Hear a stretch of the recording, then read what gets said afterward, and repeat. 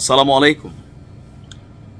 গেল ঘণ্টাখানেক আগে মার্কিন যুক্তরাষ্ট্রের বাংলাদেশি বংশোদ্ভূত নাগরিক তাসনিম জারা জাতীয় নাগরিক পার্টির খুবই গুরুত্বপূর্ণ একটা পদকে তিনি হোল্ড করেন। তার একটা স্টেটাস মুহূর্তে ভাইরাল। কমেন্টে যারা বিএনপি পন্থী আছেন তাসনিম জারার 14 গোষ্ঠী উদ্ধার করছেন, কারণ তিনি আসলে কি বলেছেন।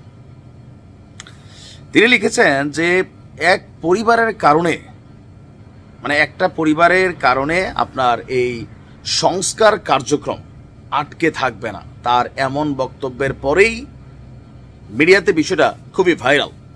এখন সরকারের যে সংস্কার কর্মসূচি, সেই কর্মসূচির কিছু অংশ যে সংস্কার কমিশন তারা সামনে এনেছে, এখন এই কমিশনের অনেক জিনিসের মধ্যে বিএনপির দ্বিমত আছে। তবে সবচেয়ে গুরুত্বপূর্ণ যেটা আমার কাছে মনে হয়েছে যে এই জায়গাটাতে পরিবর্তন দরকার।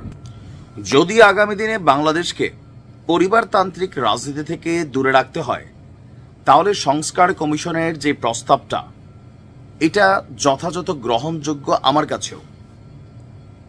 বলে ভাই কেন? দেখেন, দিন শেষে বাংলাদেশকে আমরা একটা জায়গায় যদি নিয়ে যেতে চাই, তাহলে পরপর দুইবারের যে প্রধানমন্ত্রীর ইস্যুটা, মানে একজন প্রধানমন্ত্রী দুইবারের বেশি প্রধানমন্ত্রী হতে পারবে না কোনো ব্যক্তি।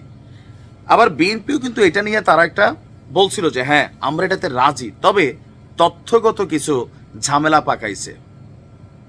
আজকে আমরা যখন দেখলাম যে মানে আমাদের সংস্কার কমিশন বলছে তাদের যে সুপারিশ, যে জীবনে দুইবারের বেশি প্রধানমন্ত্রী হতে পারবে না কোনো ব্যক্তি জীবনে। আবার এটা টানা হোক, বিরতি দিয়ে হোক, দুইবারের বেশি হতে পারবে না। এখন এটা যদি হয়, তাহলে এই মুহূর্তে বিএনপিতে নির্বাচনে জয়লাভ করে বেগম খালেদা জিয়া তিনি প্রধানমন্ত্রী হতে পারবেন না, হতে হবে জনাব তারেক রহমান। তো তারেক রহমানও ওনার জীবনে দুইবারের বেশি প্রধানমন্ত্রী হইতে পারবেন না। পরবর্তী সময় বিএনপির অন্য নেতৃত্ব থেকে কেউ আসতে হবে, অথবা তার পরিবার থেকে কেউ হবে, বাট তিনি তার জীবনে দুইবারের বেশি হবেন না। বাট বিএনপি বলছে যে, বিএনপির বক্তব্য হচ্ছে কেউ টানা তিনবার প্রধানমন্ত্রী পদে থাকতে পারবেন না। একটা আছে জীবনে, আরেকটা আছে টানা। তো টানাটা হইল কি? এখন টানা তো এটা আসলে সম্ভব না যে টানা 3বার শেখ হাসিনা ছিলেন, তিনি নির্বাচনকে ম্যানুপুলেট করছেন, মেকানিজম করছেন, ডামি নির্বাচন দিয়েছেন, রাতের ভোট হয়েছে, এগুলার কারণে তিনি থাকতে পারছিলেন। কিন্তু যদি একটা সুষ্ঠু নির্বাচনে বাংলাদেশের ইতিহাসে কোনো রাজনৈতিক দল টানা 2বার কিন্তু ক্ষমতার যায় নাই। যদি যায়ও টানা 3বার, এটা তো কখনোই সম্ভব না। বাংলাদেশের ইতিহাসে না, পৃথিবীর ইতিহাসে এগুলা মানে ফেসিজম ছাড়া আসলে কোথাও সম্ভব না, যেখানে ডিকটেটরশিপ আছে। তো বিএনপির এই জায়গাটাতে আপত্তি, তাদের বক্তব্য যে যদি কেউ চায় তাহলে ধরেন 2বার হয়েছে, এরপরে একবার তিনি বিরতি দিয়া পরে আবার হইতে পারবেন, অথবা এখন একবার হয়েছেন পরের বার বিরতি দিয়া আবার হইতে পারবেন। মানে মোট কথা তিনি হইতে পারবেন ধাপ ধাপ দিয়া। এছাড়া রাষ্ট্রপতি, প্রধানমন্ত্রী, সংসদের মেয়াদ সংস্কার কমিশন বলছে 4 বছর, বাট বিএনপি বলছে এটা 5 বছর। এটা চাইবে, এটা বিএনপির জায়গায় আওয়ামী লীগ হলেও 5 বছরই চাইতো। আবার এই যে অবজেকশনটা বিএনপি দিচ্ছে, এটা কিন্তু আওয়ামী লীগও দিবে 100%। আজকে যদি প্রেক্ষাপটে আওয়ামী লীগ থাকতো, তারাও কিন্তু 4 বছরের জন্য না, কারণ মোটামুটি একটু আসন টাসন গাইরা পয়সা টয়সা কামাইতে তো সময় লাগে। এগুলো কিন্তু মূল একটা ফ্যাক্ট। প্রধানমন্ত্রীর যে ক্ষমতা কমানোর বিষয়, সেই বিষয়টাও এটার পক্ষেও বিএনপি না। আমাদের বাংলাদেশে কার্যত রাষ্ট্রপতি হচ্ছেন একজন খেলনা।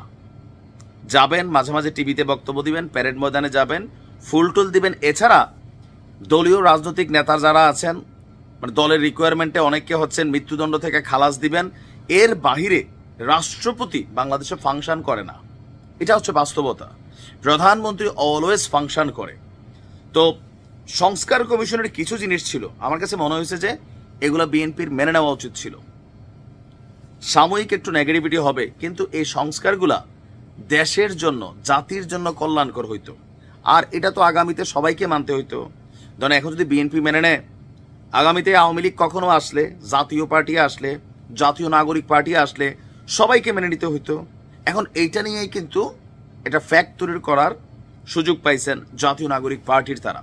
ইভেন অনেকেই এই যে 4 বছরের সংসদ, প্রধানমন্ত্রীর ক্ষমতার ভারসাম্য করা, টানা দুইবার বা পরপর একজন ব্যক্তি জীবনে দুইবারের বেশি প্রধানমন্ত্রী হতে পারবেন না, এগুলা কিন্তু সবাই চায়, বাংলাদেশের নাগরিক সবাই চায়, যারা আমরা অন্ধ রাজনৈতিক দলকানা ব্যক্তিত্ব তারা ছাড়া। কারণ যেটা দেশের জন্য কল্যাণকর আপনাকে এটা বলতে হবে। তো আমার মনে হয় এখনো সময় আছে, বিএনপির হাইকমান্ডে যারা আছেন এই বিষয়টা ভেবে দেখা দরকার। এটা কিন্তু আমজনতার একটা চাওয়া, দলীয় কর্মীর চাওয়াটা পরে, বাট আমার পছন্দের, আমার যারা পছন্দ করে এর বাহিরে আম যেই জনতাটা আছে তাদের চাওয়াটা কি? অবশ্যই তারাও চায় না যে একচ্ছত্র আধিপত্য থাকুক। দেখা যাক বিএনপি কি সিদ্ধান্ত নেয়। ভালো থাকুন।